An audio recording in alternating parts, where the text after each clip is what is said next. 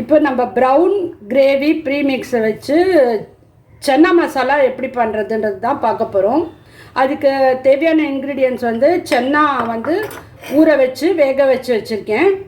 அப்புறம் ஒரு டொமேட்டோ பியூரி, ஒரு 2-3 டொமேட்டோ வச்சு அரைச்சி டொமேட்டோ பியூரி, அப்புறம் ஒரு பெரிய ஆனியன் வந்து அரைச்சி அதை ஒரு கிரேவி மாதிரி பண்ணி வச்சுருக்கேன். அப்புறம் இந்த சென்னாலேயே கொஞ்சம் ஊற வச்சதை எடுத்து அரைச்சி வச்சுருக்கேன், ஏன்னா அந்த கிரேவி கொஞ்சம் திக்காக வரணுங்கிறதுக்காக. அப்புறம் இது வந்து இந்த ப்ரௌன் கிரேவி ப்ரீமிக்ஸ் பவுடர், அப்புறம் 2 ஸ்பூன் ஆயில், அதுக்கப்புறம் ஜீரகமும் கொஞ்சம் தேஜ் பத்தா அந்த பிரியாணி இலை. இப்போ இதில் வந்து ஒரு 2 டேபிள் ஸ்பூன் எண்ணெய் விட்டுருக்கேன். அதில் ஒரு 1/4 ஸ்பூன் ஜீரகம் போட்டிருக்கேன். அப்புறம் இந்த பிரியாணி இலை, ஒரு பிரியாணி இலை நல்லா பொரிஞ்ச உடனே இந்த ஆனியன் விழுது போட்டுருணும், அரைச்சி வச்சுருக்கோங்க.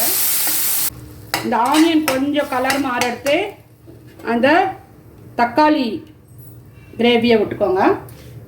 இப்போ தக்காளி வெங்காயம் நல்லா கொதிச்சுட்ருக்கு. இப்போ இந்த premix brown gravy premix powder 3 spoon இதால் எடுத்திருக்கேன். இதில் 1 கப்பு தண்ணி விட்டு நல்லா மிக்ஸ் பண்ணிக்கணும். அதை வந்து இதில் ஆட் பண்ணிடணும்.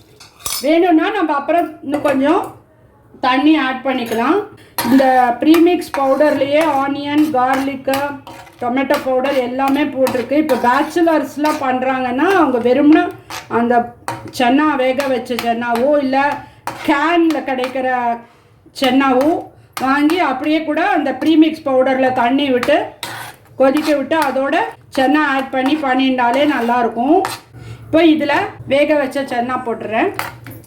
அப்புறம் இந்த கொஞ்சம் சன்னா எடுத்து அரைச்சி வச்சுருக்கேன், அதையும் போட்டுருவேன்.